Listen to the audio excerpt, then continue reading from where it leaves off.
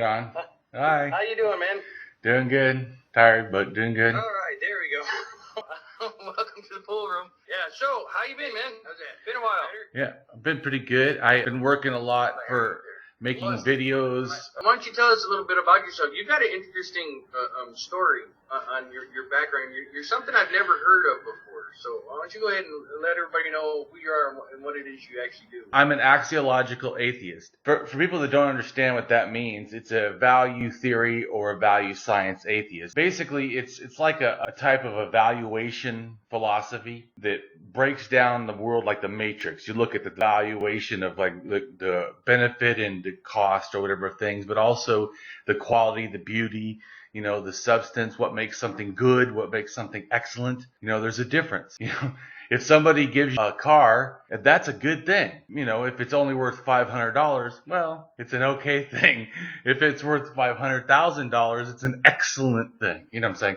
But it's a way of evaluating things. And so when it's applied in the atheist way, which is what I am, an axiological atheist, it's actually will be more accurate for people to understand. It's almost like an axiological anti-theist, because it's you cannot be an axiological atheist and also not anti-theist, because axiology, what it does is it evaluates the God concept, not just in a sense, do I believe in a God, but what is this qualities of this thing you're referring to? So if I just a simple way of looking at it, in a sense, all kinds of gods have all kinds of stories, but they have one, in a sense, characteristic that they're kind of be part of the supernatural. They're not, in a sense, part of the natural. So because they're part of the supernatural, axiology starts in a realism, in a sense. Because how do you adjust the evaluation of something if it's unreal? You know, unless you have, even then you would need a criteria.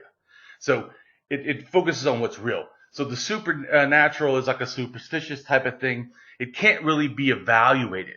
Axiology wouldn't immediately say it's not true. I would say it is, but that's not. An axiological thing was, I don't have the information like science. I can't evaluate it. So to me, it's a zero until it's shown worth.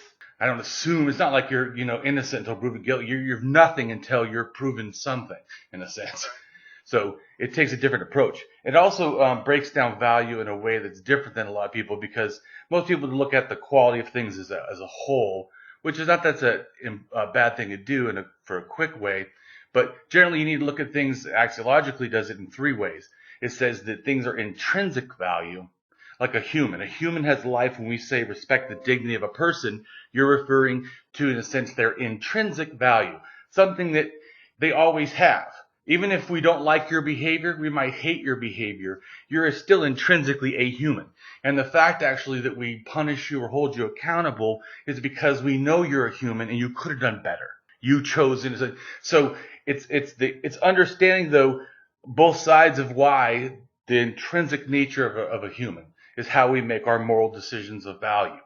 So, and then there's extrinsic, which in a sense could think of it in the fact of what this being produces. That would be your behavior, in a sense, your ideas, your stuff, what you're sending out, out to the social world. Then there's the systemic, which is things over time. And this is really easy to understand. If I say that, I come and punch you 4 or 5 times randomly, is it just the violence that happened?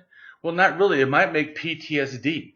So all of a sudden, systemically, throughout time, you're still affected by something that happened a long time ago, and in a sense is over. But because we're psychological, social beings, not just in a sense logical, non-feeling beings or something. So because of that, we're affected. So an axiology would look at not just the thing happening, how much you were hurt and being hit, but what kind of impact systematically it would cause throughout your life. That's the same thing we generally feel about someone like a child being raped. We feel, well, because you did that, it's not just how they were hurt at that moment. You know that the rest of their life, their relationships, their marriage, it's almost going to, be just a legacy, a sad one, that they carry throughout their life. That's the systemic effect. And in a sense, when we morally judge someone, we almost always rightly put the systemic effect. We don't just look at, this moment. We always think, well, yeah, but what about later? So it's important to break that down into when you are evaluating things. But so when it comes to the God concept, to me in general, a God is a being that can, in a sense, violate human rights. at will, and we can't stop them, generally. In the stories, we can't stop these gods from doing this, and they have the right to tell us what to do. It's no different to me, than we're living in an oppression. So the God, in a sense, is not a name. It's a label like of authority. Like this being can do, stupendous things, not just beyond normal humans, but to a point to where the normal humans, like, rights are removed. Almost like, like we're humans or animals to a God, or, less. So because of that, to me, a lot of times I would say the concept of a God is anti-humanistic, because the concept of God is that humans don't have rights, because their rights are infringible by the God. So, but if there was a God who totally respected and supported human rights and human free will, and not any sort of, send you to hell if you don't do what I say, then that would be axiologically easier for me to accept. But because that's not the case, then I have to judge on what is being offered. Another thing, too, is that people do what's called presumptive value. In other words, the quality of something. If I say this is true, how much evidence do I actually have to, in a sense, support that? So you're giving it a presumptive value.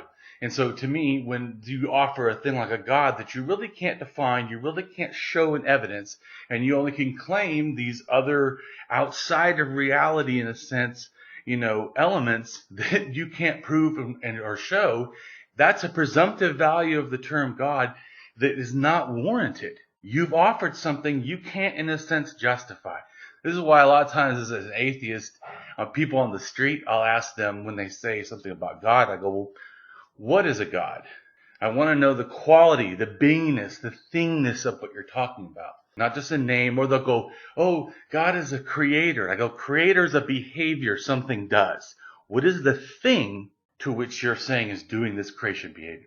And it's amazing how when you really ask that quality thing, they can't do it. If I ask you to tell me what a chair is, you wouldn't have the same thing, because you understand what a chair is, and we have a representation in the real world. So it's a different kind of atheism. So it also, though, evaluates right into humanism. So in a sense, you can't be an axiological atheist and also not be a humanist. Because what it does is it evaluates things. It looks at, okay, so there's no God. Not only is there, and generally the no God for an axiological atheist is, most people kind of call the evil a God, or the fact of that there's evil in the world, that there can't be a God. And so that's an axiological kind of a thing, because it's about the evaluation. Because there's suffering, who would make, just like when people say, oh, it could be a computer image, done. And I go, yeah, but why so many kinds of cancer for children? Why so many kinds of torture and rape? Why the amount of suffering so high? It doesn't make sense. What kind of if someone did, they would be sadistic. Just like I say, if there's a God to me, and they were in this world that we know is sadistic, and they could have done differently, I can only assume they're a sadistic God. But if they're a sadistic God, why would they stay hidden? If a God gets joy off of us suffering, why would it not show itself, scare the living shit out of us, and so we all would then suffer at a greater and more expansive extent? It becomes, in a sense, for axiological atheists, it doesn't make any logical sense. It's not fitting with the facts. And so it's a different way. Like I said, it also goes to humanism, because you look at, now that there's no God, now what? We realize, oh, I'm this, fragile human being, alone in the world, just wanting safety and comfort like everybody else, in a sense. So I realize I also have to work together, because by myself I can't do it. And by myself I'm not enough. And so then it just keeps evaluating, though. So then how do we achieve this? We need to get some kind of where we can work together. And so in a sense, humanism, that's why to me, even though I'm an anti-religionist and an atheist and an anti-theist, I'm also a humanist. I realize that I can't probably get rid of people's beliefs, but I can make them believe in caring more, in helping more, regardless of what their, suspicions about afterlives or deities are. And so to me, but that's an axiological assumption. Because guess what? I would tell a believer, to me, your real life is more important than this, maybe, this this lottery card they think they're buying. So the real world's more important now. And let's just say that I'm wrong and the afterlife is bad. I still want to live a good life because we're all we have to me. And so that's, to me, an axiological assessment of the situation. Just like, why would an axiologist support science? Because science helps us know what's real, and I need to know what's real to make good value judgments. But anyways, probably way longer than you were hoping. No. Actually, it's like I said, I've never heard it before, and hearing it the way you put it makes a lot of sense. Raven did put it in the chat. If anybody's got any questions for Dane, tag me in the chat, and we'll work on getting to them. I'm trying to keep the questions that come in to the topic we're speaking of at the time. If I don't get to your question right away, by the end of the show we will get hopefully all the questions answered. But I'll try to keep them relative to the topic that we're on at the time. So you don't normally do YouTube, from what I've seen. You have your own website. Yes, I have my own website, and I have my own blog, which actually my blog is where I have, and my one Facebook page is where I have most of my fans or followers. My blog has over 50,000 followers, and then my Axiological Atheist Facebook page has about 40-something, generally 45 to 40,000 people. So yeah, I do videos. I'm trying to get actually more into doing videos. I just started with Chris Mallard of the Daily Atheist. I just started with him working at getting technically better to do videos. And I had a project I've been wanting to do, the History Voyagers, where I wanted to talk about archaeological stuff from religious history and explain it in a way,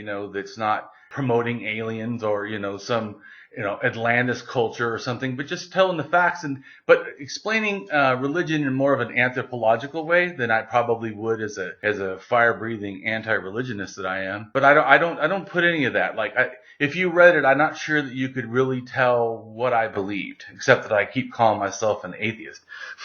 But I'm working actually on a book that's basically about the same thing, the Tree of Lies, the evolution of religion and removing the rationale of faith. And it's basically kind of like an archaeological journey sort of through the whole history of religion.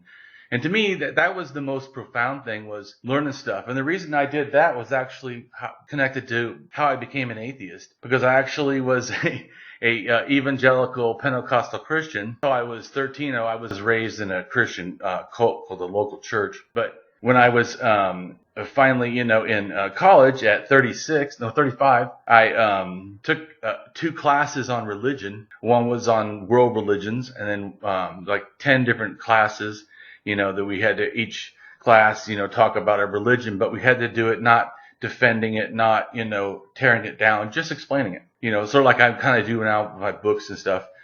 I just explain like what people believe. And to me, it really made me, when I did it about the world religions, it really made me realize, wow, I didn't know anything. And yeah, because I only was a Christian, so I wasn't going to even read anything else, because it was going to be evil and sinful and demons can get me or whatever. Yeah, I hear that a lot from a lot of ex-religious that we can't read this and we can't read that. There was music I liked it and wouldn't listen. I wouldn't listen to Slayer, even though I liked it, because to me it was too evil. And so, but it's ridiculous. I mean, now I'm like, damn, I missed all that time listening to Slayer. But so to me, though, when I took the religious classes and I started to see all these religions are saying kind of the same thing, that they're saying that only we know the way, to the afterlife. Only we know what the afterlife is. Only we have the way to have a great afterlife. Without us, it's generally not a good afterlife. So I started, and then only our holy books, and only generally our teachers, and generally if you don't do exactly everything we do, then you're basically, no matter if you're a good person, you're just, if you don't follow our doctrine, in a sense, you're done for, or you're not, or you're going to somehow suffer or not do well. And I realized, man, they kind of all say this.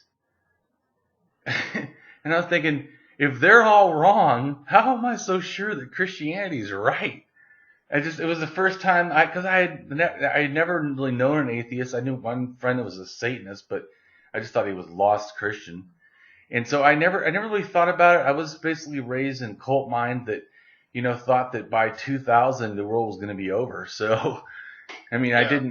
we didn't really think about, like people like, did I ever care about evolution or creationism? Neither, because the world was about to end. Who gives a shit when it started?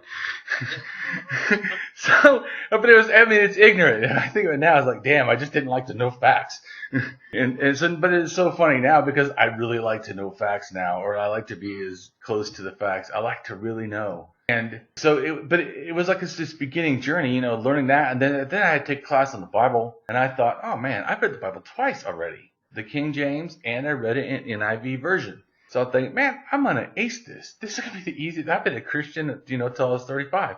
This is going to be easy. Well, it was one of the hardest classes I ever had to do. It was really cognitive dissonance making me struggle. Because this book on understanding the Bible was not, that I know of, written by an atheist. But it kind of turned me atheist because it was just showing me this connects to Mesopotamia. This is that. These are all these archaeological facts, and this is what happens in the area. And I just started going, this stuff doesn't seem true. I just never had even thought of analyzing and thinking about things in that kind of way, pretty critically. But all of a sudden, I started to have a desire to kind of know, even though it was kind of scaring me to learn all these facts, like, oh, what does this mean? And halfway through the course, it was about how Satan, Lucifer, and the devil, in a sense, are all kind of different people or different kind of themes or whatever.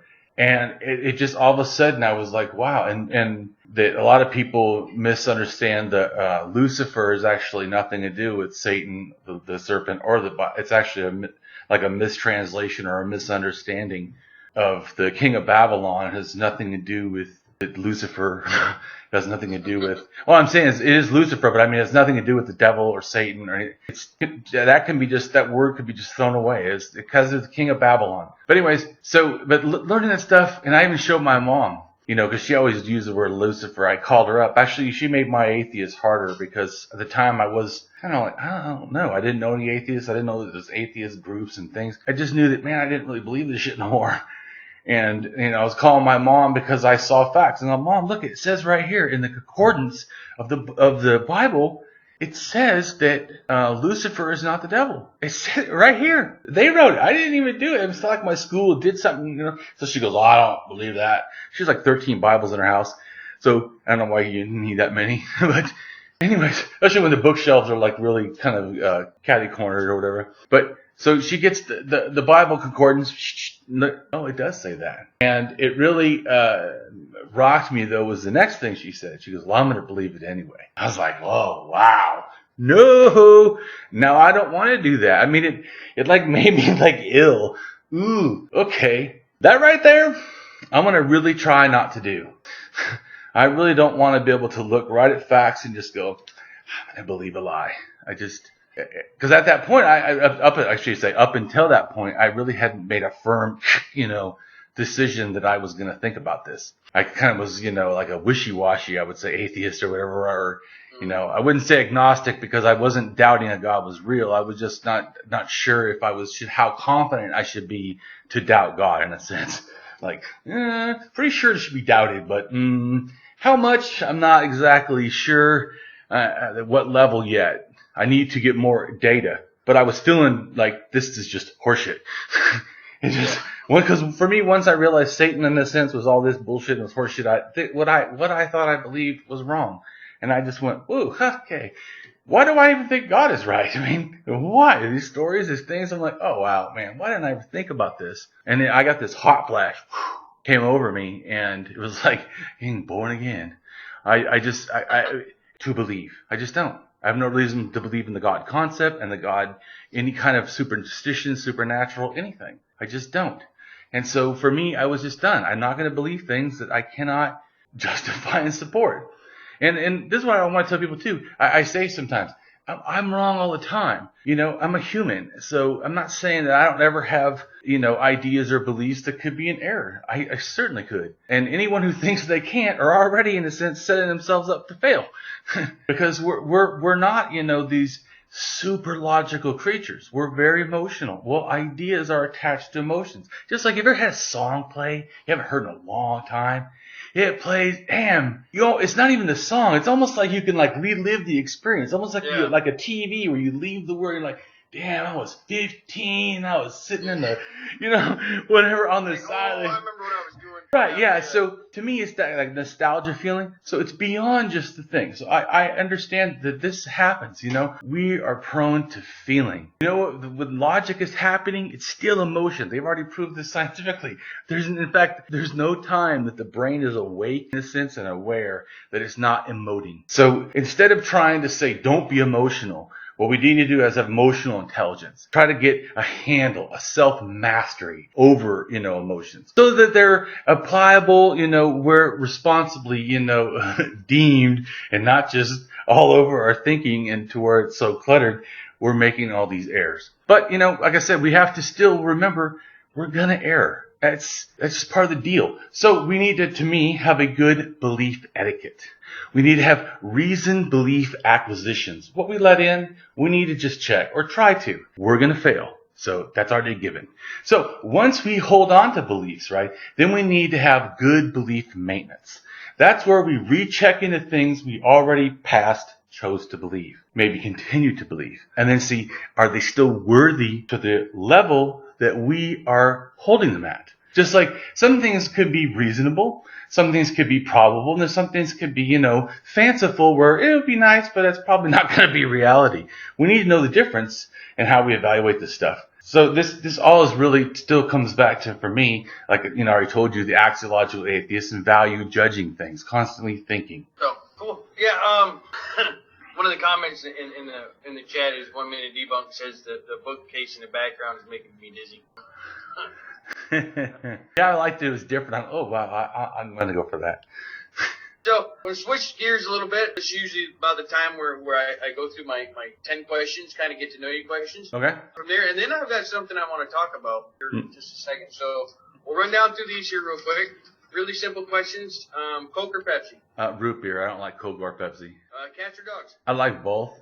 I dig cats and I dig dogs. I like lizards. I like a lot of animals. I mean, I like goats. The hell out of us. I would just say I'm probably an animal person. Not really hunting and stuff. I mean, I very rarely in my life have done anything like that. And most of the time, I would say it's like petting zoos. That's my type of animal watching at a zoo or something. That I think that's it.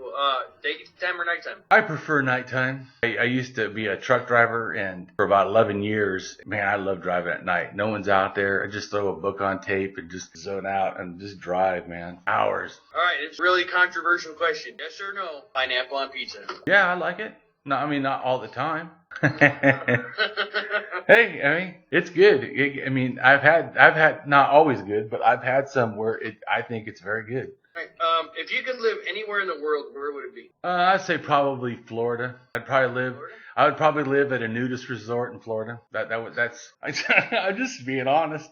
I did it before. I lived at 2 nudist resorts in Florida, a year at each. One in West Palm Beach, and then one in Tampa area. But yeah, I want to retire. I'd love to do that. Probably what will happen though is I'll probably get a house somewhere in Florida and then probably just visit the nudist resort. What's your favorite type of music? I would say I used to have a joke when I was a kid that I like the hard and the heavy.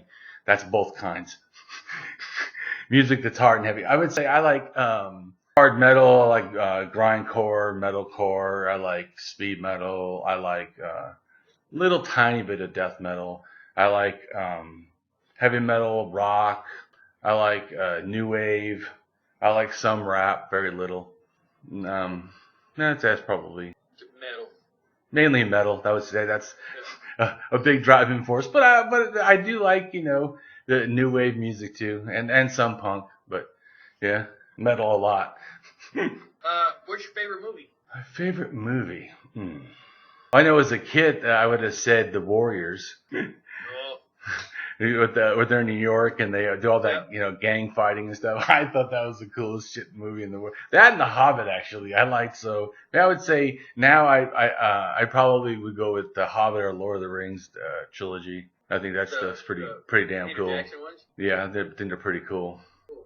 Do you do karaoke? No, I haven't. No. Okay. Now the follow-up question is that was what's your go-to, but if you don't do karaoke, you probably don't have a go-to song. No, I don't.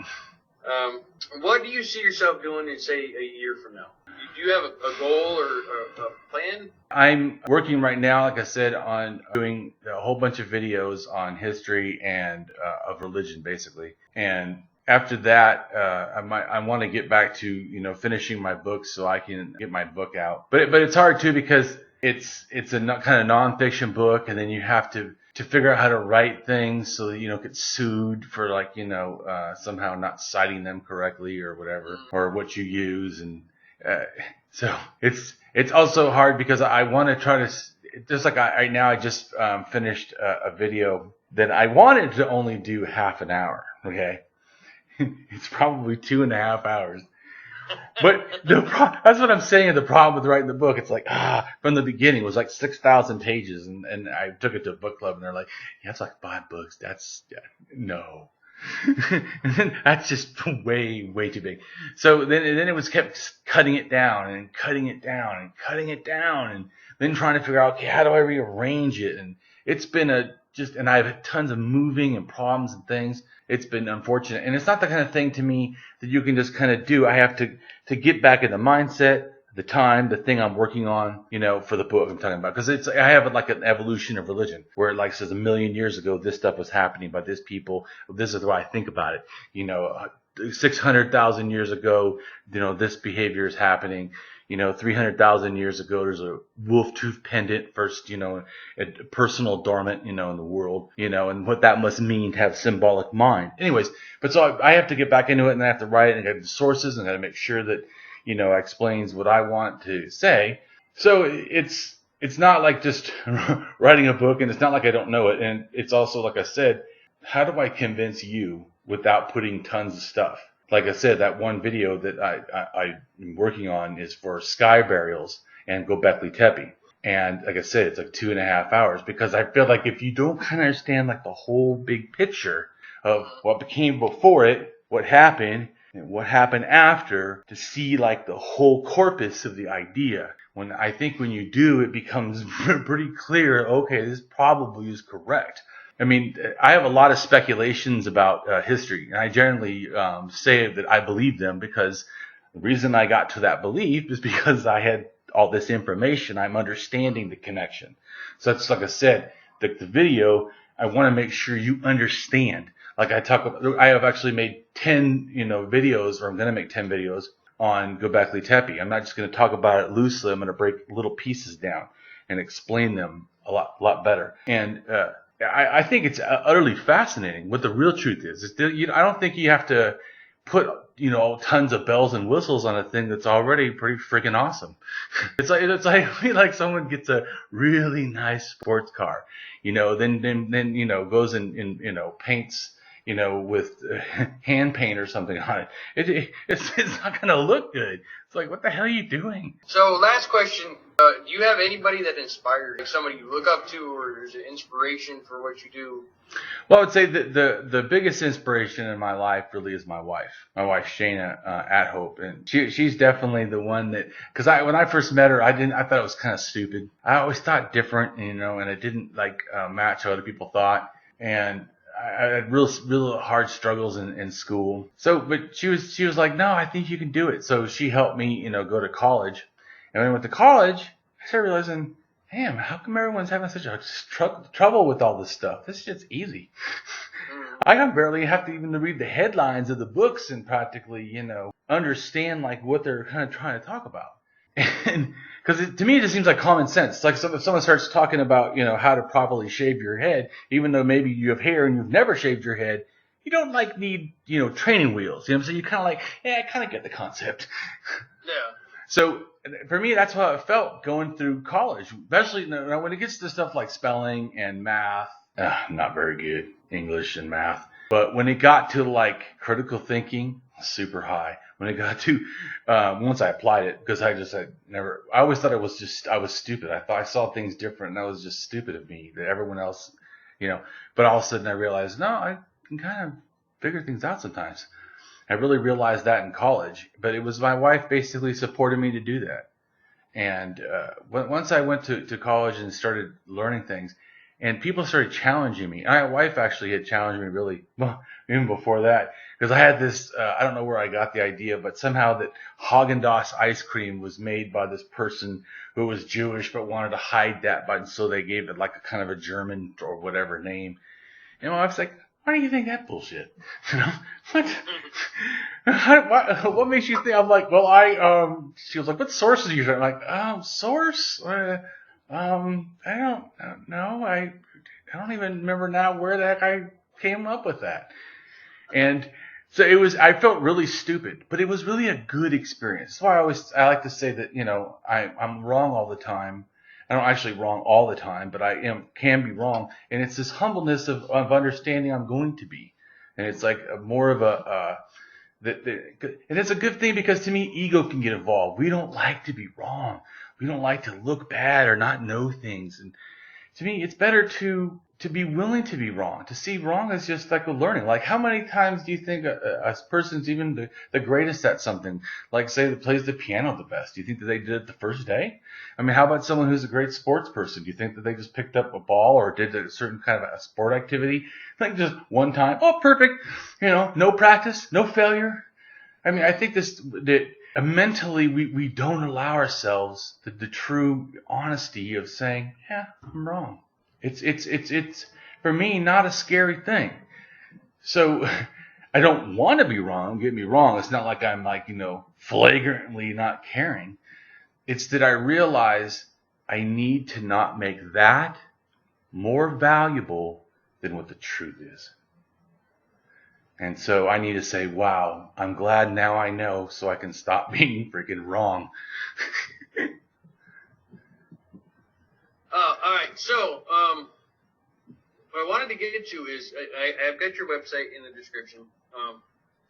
You sent me an article. I read quite a bit of it. It's a really long read on symbolism and whatnot. Right. One thing I really enjoy about the blogs and stuff that you do is you cite your sources throughout the whole thing. Yep. And a lot of times you'll see, so if you'll say something, like you're talking about blah, blah, blah, and you go, well, this is my opinion on it. This is where I got it from. So yep. You can go double check. Totally agree. And it's right there. It's not like you read the whole thing and then at the bottom there's 50 million citations. You actually put the citations in there as you go. And that, for me, I really enjoyed. Now, the article that you sent me was the symbolism. And the one thing I want to know is, you talk about animism. Animism.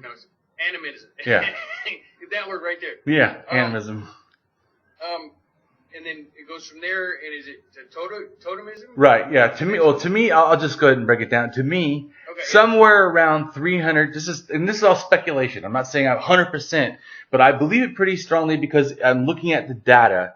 And then what I'm doing, I have a psychology degree, and I'm not saying I understand ancient minds like a gift or something, but I just try to think of applying what would a person today, because these are kind of similar humans. If I was in these kind of conditions, if I was in a cold room, I'm going to shake. They were to shake. Because it's not like there's some things are in a sense universal.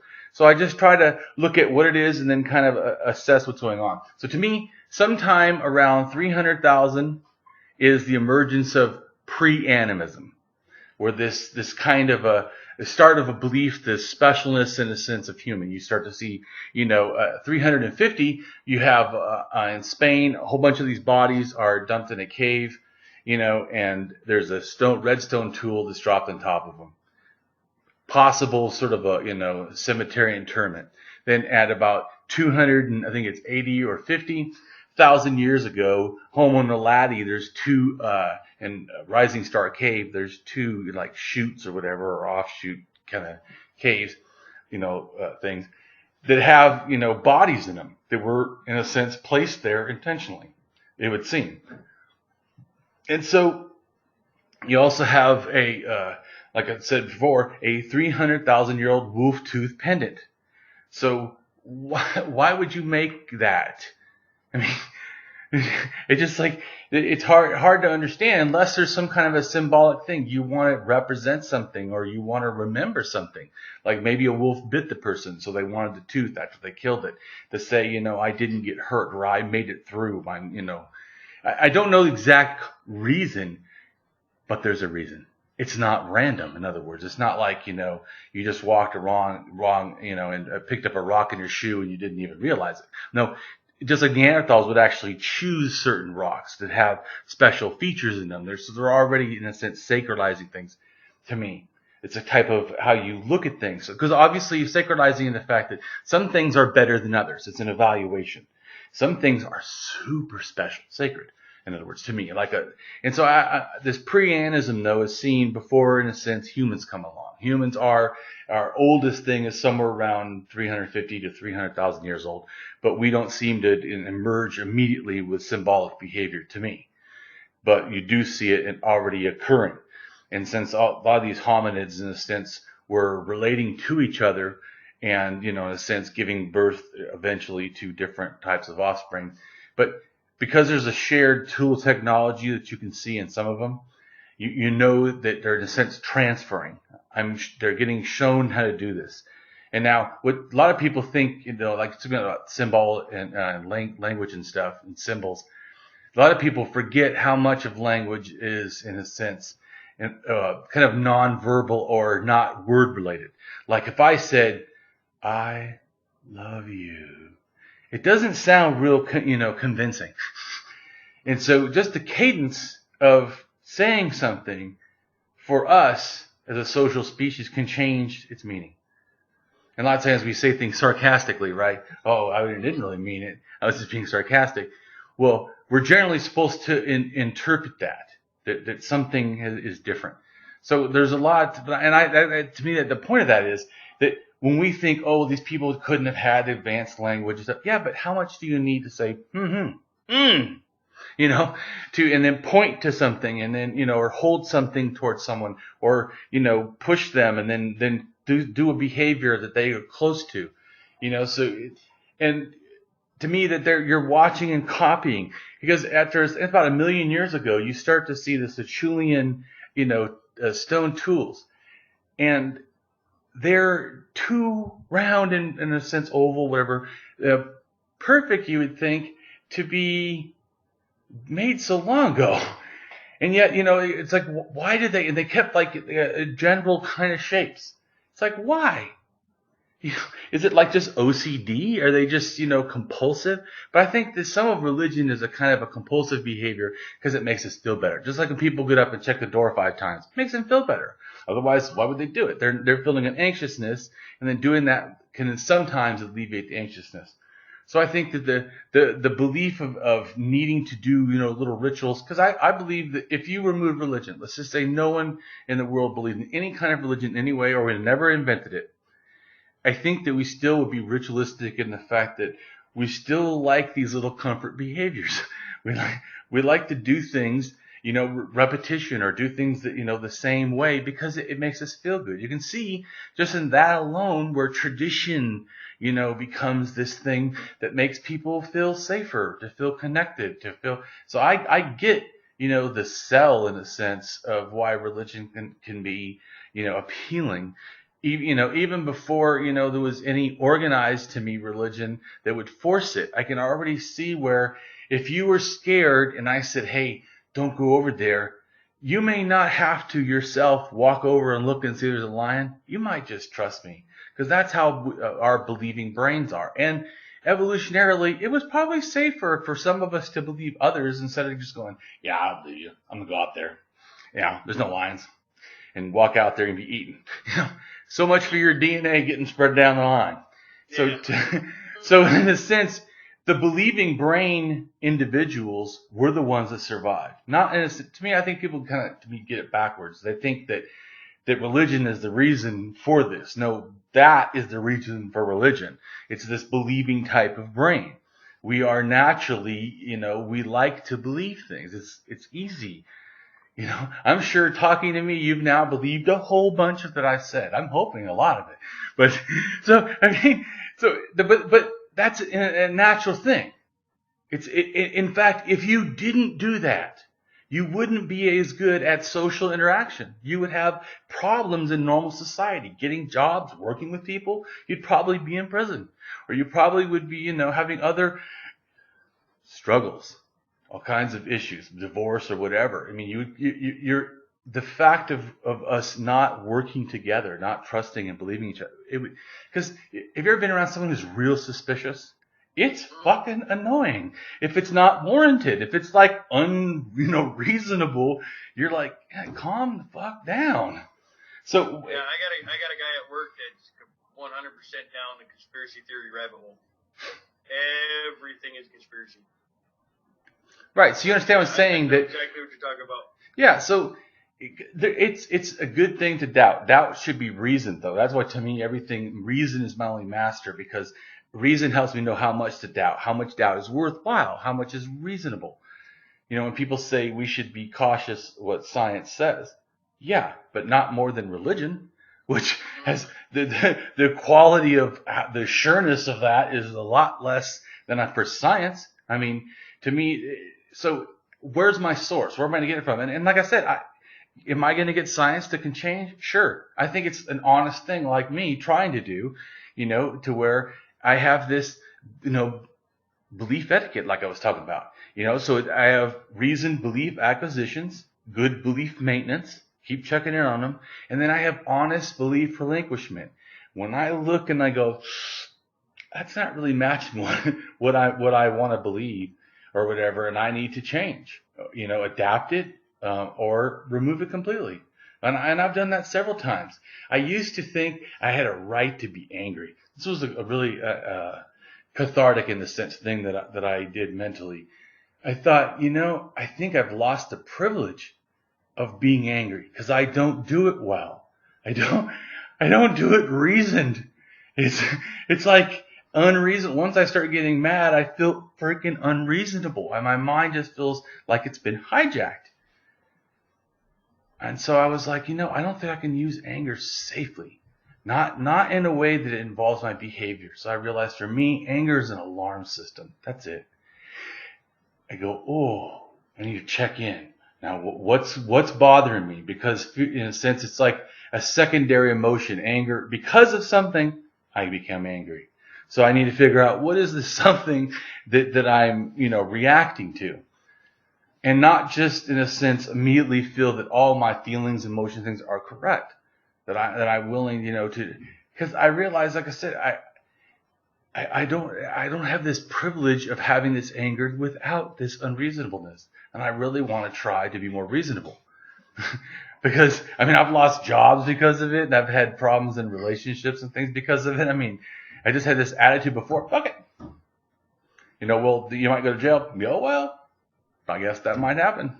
It's just, but it's a stupid, thug mentality, and it wasn't, in a sense, producing for my life. And so axiology for me is also to evaluate myself. How worthy am I? And that's another thing too, is that I realized, what can I do for the world, not just what can I take? What kind of a benefit could I be? What's the value of my life? And for me, the value of my life is not something I can, in a sense, get monetarily, but the quality of how I can enrich the lives of others. What I can do. And since I feel like I have this autodidact ability to learn knowledge and transmit it, and I enjoy it, I've been trying to, focus, just like my book, in a sense, teach people, show people what the facts are, show them why, I think the way that I do. And my goal is to inspire people to think. I even say in my book, hey, I don't want you to trust me. I want you to look it up. I want to provide, I provide a blog in all my videos. And in the blog, it has, in a sense, everything I say, and every source it comes from, and then source the pictures that I use, or video clip, or anything I use. So it's all there. I really like doing that, like you said, because to me, I don't like when I have to do too much trusting of other people. When I'm like, well, how do you come up with that? I'm open to maybe entertain it, but how? In fact, I just talked to this one guy, Bernard, and I, in a sense, I didn't debate him, but I had like a challenging session with him, which I told him about in advance that I didn't really agree with him. His opinion that, the Abrahamic religion was basically started because the Abraham met someone like a king, and then basically called him Lord, and then signed a treaty, with them, and that's where he supposedly got the land of Egypt or something like that. And I'm like, nah. And he's like, oh yeah, and it's about the time of the Battle of Kadesh, which I know about, and it's a battle between basically the Hittites and Egypt, and basically happened in Syria, and it had something to do with Palestine area, sort of, or the lower Levant, whatever, southern Levant. But to me, he's trying to and I'm like going, no, it doesn't make sense. His belief, I'm like, no. And I don't generally like to, I'm a kind of, because of an axiologist, humanism is real important. So I try to attack thinking, not people. So even if I think that you're lunatic or your ideas are so out there that you should be laughed and mocked at, I may do that in a meme, not directly at someone. But when I directly talk to someone, I want to try to treat them with respect. Because to me, the people are dignity beings. They have a right to be respected. And it's not that their beliefs are being respected. I'm respecting how I treat them. So I don't want to call them names, because regardless of what we're talking about, if I call you names, that's disrespectful. It's not really about the religion or non-religion. It's just about respecting another person. And so I try to listen when people talk. When I first, became an atheist, I didn't want to listen to people. I just did not care. I didn't really care much about what other atheists had to say. But, I started to learn that that's really not a great way to test your own beliefs and make sure that you have something accurate. If you're just willing to only, wait for pauses so I can get my stuff out, that's not really a good way to have a conversation. So now I try to have, I told Bernard that I would debate him. It'll still, to me, be more of a discussion and a debate, because I don't really feel it's productive for me. I'm not saying that debates are not good, but for me, they're so technical and it's so waiting for this big point. I'd rather a real conversation. We just talk, even if it's hard, challenging, I still want it to be, like Bernard said, he had fun, talking to me. And I even talked to this woman, what I felt almost everything she said was wrong. And I challenged her hard that she was a medium, right? And she says she's a God scribe, and God personally talks to her through her brain after her divorce and her serious depression. Then after her depression, she started just writing stuff, and all of a sudden she realized that was God, or so she says. So I started questioning all kinds of stuff, and I even challenged her to something that made her mad. She said, I didn't attack her, but she said, I can't be, somehow pulling the wool or lying, because you can't cold read over the phone. And I said, yeah, actually you can. I said, I can demonstrate it right now, how to do cold reading. I said, you just say a couple random names, and then you just talk about colors or some sort of an object, and then people start to want to feel it's them, so they'll just, oh yeah, Uncle Bill, yeah, he once had a car 50 years ago that had an orange thing, so yeah, the orange color, that makes total sense. No, it doesn't. It doesn't make any sense at all. But, so, she got really mad that I said that, and I said that she could actually be doing cold reading. I didn't say that she did. I told her, I said, I'm not calling you a liar to your face. I'm just saying it could be done. So you're saying it can't? That's wrong. But even after I challenged her pretty hard, but I never attacked her, she said that she really enjoyed talking to me. And that's kind of what I really want. I want to be, in a sense, an ambassador of kindness. I want to be someone, because I realized, like I said, because of an axiologist, are beliefs more important than people? And I already told you, it can't be. Yeah. Beliefs are a non-tangible, non-feeling thing. Doesn't a belief have a dignity? No, it cannot be harmed. It doesn't have, in a sense, a right to exist. Humans do. So I have to focus myself to go, well, humans matter. So some people go, how am I so patient with people that are religious? And I tell them, it's simple. It's compassion. I just try to stop seeing them as this different. They're just a fellow human being like me. I just start, and it's hard because then it's no longer about winning. And a lot of people, when they get in, it's like I said, debates, they get in, it's about winning. It's about doing better. It's I don't really care if I do better. I want whatever the truth is to win. If that's not me, then great, may it not be me. And if it is me, then I hope it is me. But but even if the truth, I try to tell people, you can't really reach people. You got to think of it this way. You can't punch somebody in the face with the truth and then expect them to listen. Rather, offer it as a gift to which they can unwrap for themselves. To me, when you do that, then you're doing two things. I'm not making anything, and the other person is actually getting actively involved. Make them want to learn, want to know, seek knowledge. And like I said, to me, I know we can't get to everybody, can't make everyone see that like me, that to think that religion is not valuable to me. But I know what's more important than that, like I said, is my humanism, which I know is hard for some people to understand because it's like, man, that's such a firebrand type of atheism. Yeah, I'm still a firebrand atheist about ideas, but I want to be a kind firebrand atheist because I want to care about people. Cool. So I've got two questions, but we've got lots of comments. So I'm going to read through the questions real quick. Okay. Some comments here. Nerdy wrote it, wanted to know how far back have you looked? He said, i.e. cave paintings far back or more modern? And I think he kind of explained that with the animism. Yeah. So I'll say it again because maybe I didn't finish. Sometimes I get distracted. I have a kind of personality that my brain goes. But so basically 300,000 years ago, somewhere around there is pre-animism. Animism is about 100,000 years ago. Basically, I think it starts kind of in Israel, but those people that are from Africa to Israel, learn this and stuff, and go back to Africa. Some may have dispersed out past that. But then the idea goes down to South Africa. 70,000 years ago is stone snake worship. And then the people go up and out from South Africa. All humans, in a sense, living today are a lineage of. So you have all this stuff happening. So to me, animism starts there. And animism, I mean like this, is that animism isn't a religion. It's not like you have to be told to be an animism. Every, in a sense, or not every, but generally, children that are younger than 7 are kind of natural animists. When we kind of look out at the world, we see something move.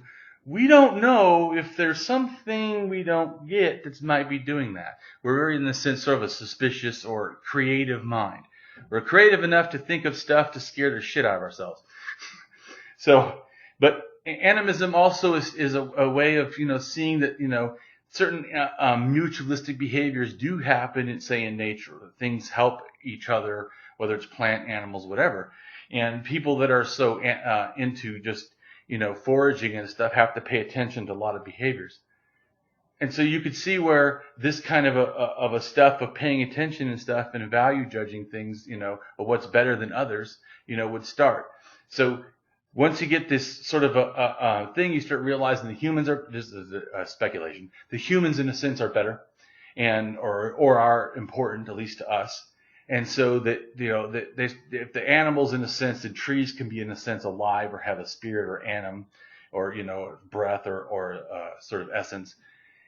So would a human. I mean, why not? Aren't we better to us? So, or whatever, a hominid you're talking about. I could see where this sort of a thinking is just kind of basic. It's not like you have to add all kinds of magical thinking. You just look around, things are kind of weird and scary. I can see spooky, and you start getting this belief, and then you start realizing I'm probably better, and we do die, and I do feel a bunch of emotions when one of us dies. And so we are definitely special, and I realize that, or I'm hoping in a sense they are, that the spirit lives on. So to me, you get in a sense, with animism, the basic part is like a belief sort of idea, or a belief persuasion. It's not really in a sense a religion. People don't walk around, maybe now, but not in a sense probably before walking around, I'm an animist. It's just that it's a type of thinking or sort of resembling behaviors, which I think that when you do burials and you do grave goods, that at least the people that are burying the person are having some sort of a symbolic thing. So they're having this. Totemism to me is when they start making things and wearing charms and, not the first one because it's like a random, but it becomes more of a dominant, behavior, and they start making them the same. Like there's I think it's 40,000 or 35,000 or something year old, like little some people call it like a goddess or a Venus figurine, but it's a little like fat, looks like to me like when I first saw it, I was like, oh, that looks like a chicken. Like you get like a rotisserie chicken, the little legs sticking out. I mean, it's a little bulbous brown thing. And so, but it took me a while. I was looking at it. It was funny because my wife goes, hey, and I had been looking at it actually for years, like maybe 2 years or something. And my wife goes, hey, doesn't that have a hole in the head? Like, I think it's just a representation of a head. She was like, no, I think that was a hole. And I'm looking at it closely and I'm like, oh my gosh, it is a hole. And so I realized, but then I read later there was other people already knew that. I just had not researched it as deep as I should have. But then I find out, oh yeah, it does have a hole, and that's so that is even wear pattern. So that shows that this thing was hung somewhere. And then there's another one that's just like it, found both in Germany in a cave. And so I realized, that there's something about 40,000 to 50,000 years ago where there's this new type of behavior. We stop, in a sense, having sex as much with our relatives. In a sense, after 40,000, DNA shows there was a major drop in incest behavior. And the only way you're going to get that if there's no law, tell a man that he can't put his whatever where he wants, you would think. I mean, you can't practically do it with laws now, stop people from doing that. How many people get raped and molested? You can imagine if there's no laws at all. So something is happening in the clan or something, type of behavior that's making certain behavior stop. Because it's not like people lost sex drive or something. So, and I think this is an important thing because, and like I said, for speculation, you start looking at why would this happen? What would be the contributing factors? Did one day one guy woke up and goes, you know what, we need to stop having sex with our children and our relatives. Or what I would say more likely is the women said, hey, this shit needs to end. I would think. Who knows? But somebody, in a sense, took charge or started promoting a new behavior that caught on by a certain time. And so I think that somewhere around 50,000 years ago, basically totemism kind of happens or seems to emerge, this new type of behavior. And totemism also, just like animism to me, isn't exactly a religion. It's sort of like a group of behaviors. So to me, like when I think of paganism, what I think of when I think of paganism is that it's basically a polytheistic belief system that's big unto nature and things that relate to that. But also it has shamanism, it has totemism, and it has animism. It has all three. Big time nature worshippers, animism. It is big into like making and crafting things that have these symbolic meaning, totemism. And then it has shamanism, which is basically just like some of the Nordic things, even like Woden originally or sometimes was portrayed as a human person that was a shaman. And yet still, wouldn't we call that paganism? If Norse aren't paganism, then, I guess you're thinking just Greek and Roman are pagan. But I'm sure most people thought the Germans were also pagan.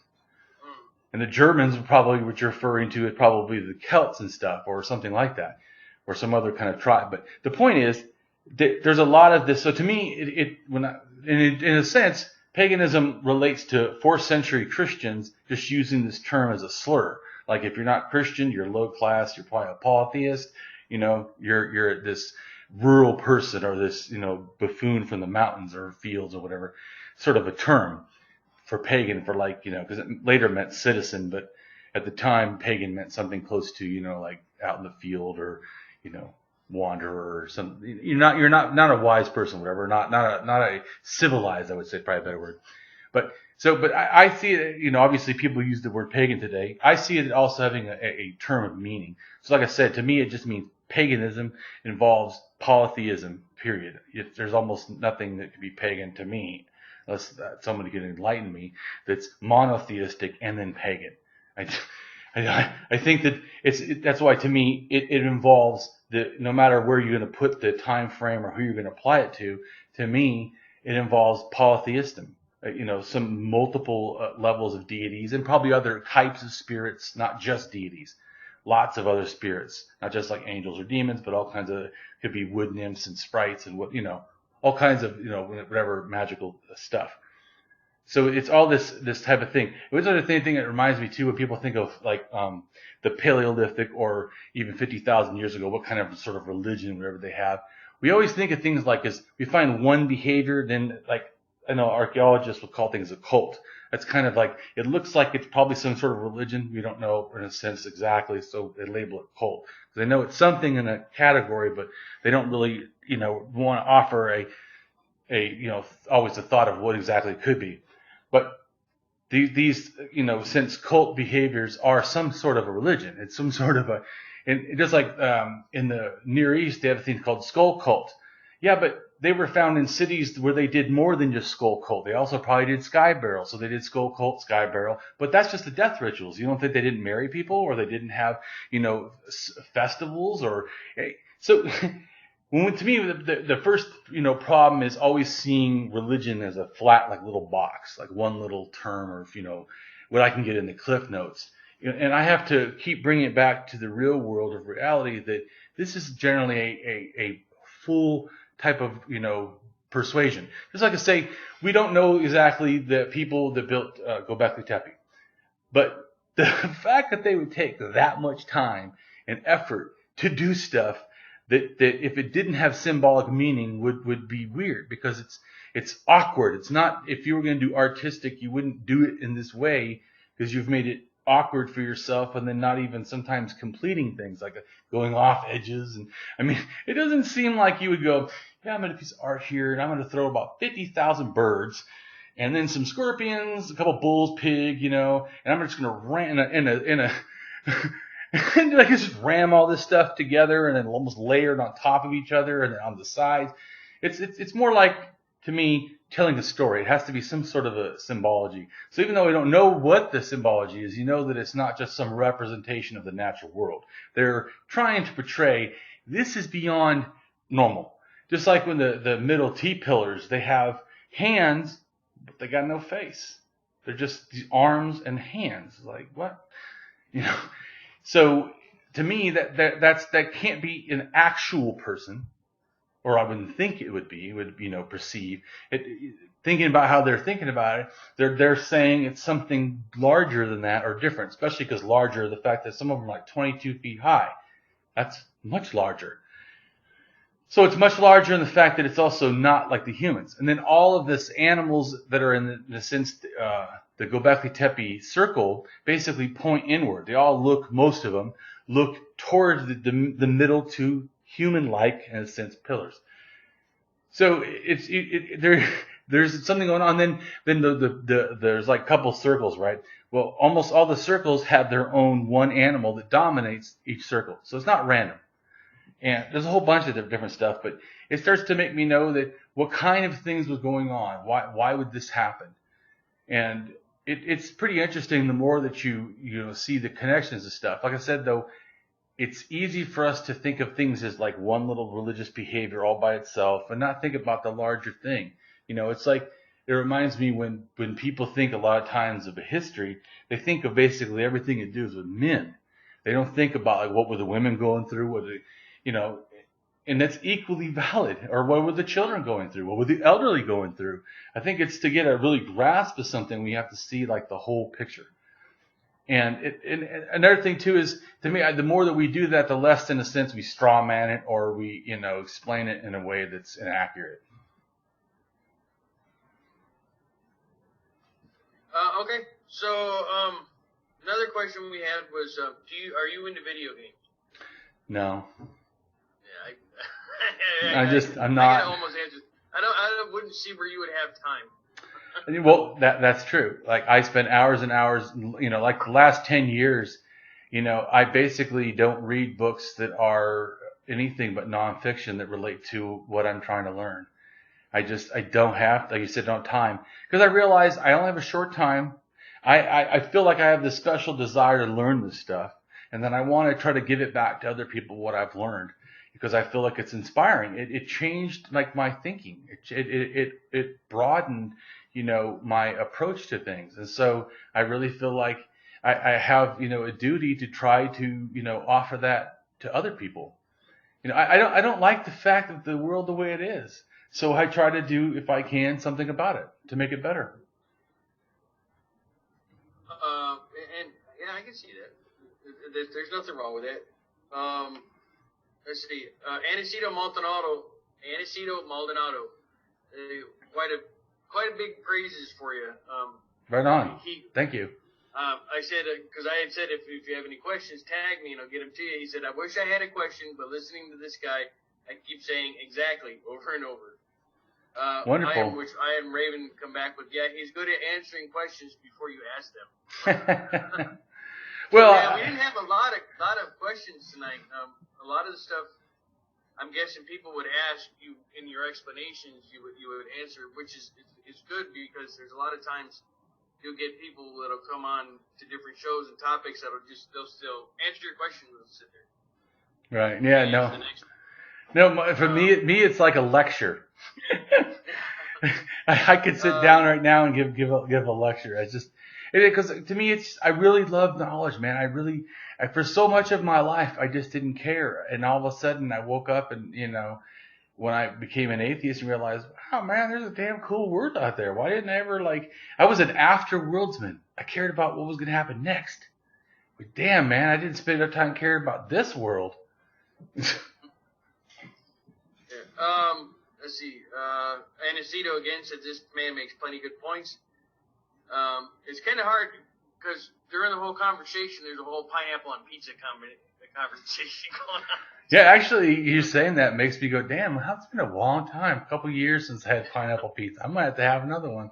And in response to what you were saying about the thug mentality, Aniceto said, it's a bad neighborhood when even the Power Wheel cars are on blocks. Yeah, really. Yeah, well, when I was, I'm from Southern California, so I've been around gangs and violence and stuff, and I got jumped before when I was younger at a zoo field trip. But yeah, it's definitely for me. What's funny is I'm not naturally like a kind person. I'm not naturally really caring. I'm sort of a on the borderline, mild sociopath. I don't feel a lot of. I used to think that the world was kind of plastic, like things didn't really matter. So I said my attitude was fuck it, whatever. But it was really, my wife, starting to show me because I didn't know I would do like this stuff. I was not really thinking, not intentionally, but being sort of bullish, but not really realizing it. Like this one time, I walked up to this, what do you call it? Bank teller machine, right? ATM. And I got my money out, turn around, there's like about maybe 8-10 people standing behind me. And they go, yeah, you cut in front of us. I didn't even see them. But it's just because I was so aggressive a lot of times and I'm a big dude that people just didn't say anything. They must have thought that I was just some stupid asshole. Yeah, and so I started realizing I wasn't really paying attention to life in general, man. I didn't manage my behavior. I really lacked self-mastery and self-efficiency and I really started wanting to work on myself. Like, man, it's not okay just to walk around and causing havoc in the world. It's just that's not who I want to be. I wouldn't be happy to know that person. And so I want to be my own hero. I want to be able to look up to me. What have I done that would inspire myself? And I try to, do that. Morton Nielsen wants to know, do you dye your beard to match your glasses, or do you buy your glasses to match your beard? Yeah, I've had the beard for, I don't know, maybe 10, 15 years. And the glasses I've only had for like about 2 years, a year, something like that. Yeah, I got the glasses because I wanted something to match my beard. I like it red and black in school. To me.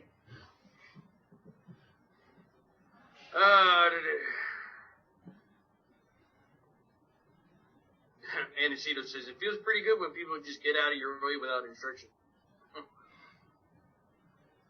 So, all right, well, I think we're going to wrap it up here. Now, you said you've got History Voyagers coming out with your right.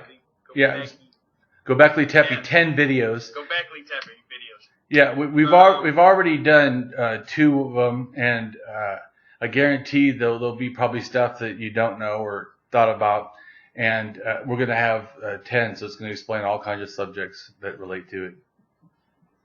And also, I do other videos. You got coming up? Any other appearances or? Well, I'm going to be recording a an archaeologist that is an atheist who does YouTube videos. He has about 30,000 followers. And I don't think anyone atheist has even talked to him. In fact, I thought he was a theist. I go, I know you're probably a theist, but I really want to talk to you about archaeology. And, and he goes, I'm pretty strong on my atheism. And I'm like, all right, good. And I'm like, hey, would you mind, talking about the evolution of religion? He goes, no, love to. I'm like, perfect. This is awesome. So I'm trying to do stuff like that. I want to talk to more anthropologists, archaeologists, historians, because I really am interested in, all this kind of stuff. Cool. So, yeah, unless you got anything else, Damien, I guess we'll wrap this up. It was good to talk to you. I need to get you back on because I want to talk about Gobekli. Oh, yeah, definitely. I want to talk about Gobekli and... Dude, go watch the first 2 videos that are out there right now. I guarantee you're going to go, wow. Yeah, I thought I was subscribed to History Voyagers, but I can't find it. I've looked at, it's not uncommon because I just found out, I've been, there's the Shill Network, I was subbed to them from the very beginning. Well, if you're on mine, Damien AtHope, my YouTube also has the History Voyagers. I'm posting it on both, so you can find it either way. But yeah, I guarantee, and like I said, I have a whole bunch more, and I already made the blogs ahead of time. I've already made till Obsidian, which is number 6, I think. And then I'm going to do number 7, which is agriculture. It relates to Gobekli Tepe and other in the wider area. But yeah, so I've already done a bunch of the blogs, and then I'm going to, that's part of, because it's kind of like a script. I put the stuff together, facts and things, and how I see it, put it together, and then I've also done a lot of the art too, because I draw, so or sometimes I'll touch up the photos and make them look better and stuff. I've been. I did say I'm subscribed, but it didn't pop up on my list. Yeah, well, there's 2, right? So, yeah. Yeah, they're good. I think so. And like I said, if you look in the comments or whatever, or the info for the video, it has info on it and has a link right to the blog that you can go to, and it has everything in there that is said and all the pictures and everything. I wanted to do that because I feel like, that's what I would like someone else to do. So I can, I can go research it. I can go look it up because I'm a rationalist. I'm not really a skeptic. I'm a rationalist. Things have to make sense. You have to prove the burden of proof for me to go, okay, it's worthy to believe. And then I try to, like I said, not believe things that are not worthy to believe. So I don't want other people to just blindly believe everything I say either. I want, people to go look it up. And what's really good too is it holds you accountable, which I know sometimes I err because I start thinking, how old is this? I know so much stuff that sometimes when I think about it, it's like, That's why I would rather have it written down for me too, that I can go back, oh yeah. So, cool. Anacito says you deserve an honorary seat at the tavern, and I do agree. Thank you. You'll have your own bar stool. You're welcome back anytime. Thank you. Like I said, I do want to talk to you about Gobekli, and there was what was that one, the water level. Did you see the one where the water level is low enough now that they found the big Buddha statue? I know different Buddha statues. I don't know. Do you know about the Buddha Dead Sea Scrolls or whatever? That are basically birch bark scrolls that show that in a sense all forms of Buddhism have a sort of right to say that they're kind of correct, sort of, and then that all of them also are a little bit wrong compared to the older. So it's like the oldest writings of Buddhism. Kind of. No, I hadn't seen it. Yeah, it's well, I have a blog about it. It says, "Do you think you know Buddhism?" And I basically explain about Buddhism in Afghanistan and stuff. But it's to me, just learning religion is just, I don't know. I love learning knowledge. I don't really get into so much like the myths. Like I would say, mine's probably million years ago till about 5,000 is my favorite stuff. Everything I want to know before everybody knows Because we know it's sometime around 5,000 we have Egypt, right? Because at 5,100, the first pharaoh takes over and makes, in a sense, one, which I see as progressed organized religion. He makes, in a sense, something that hadn't really occurred before.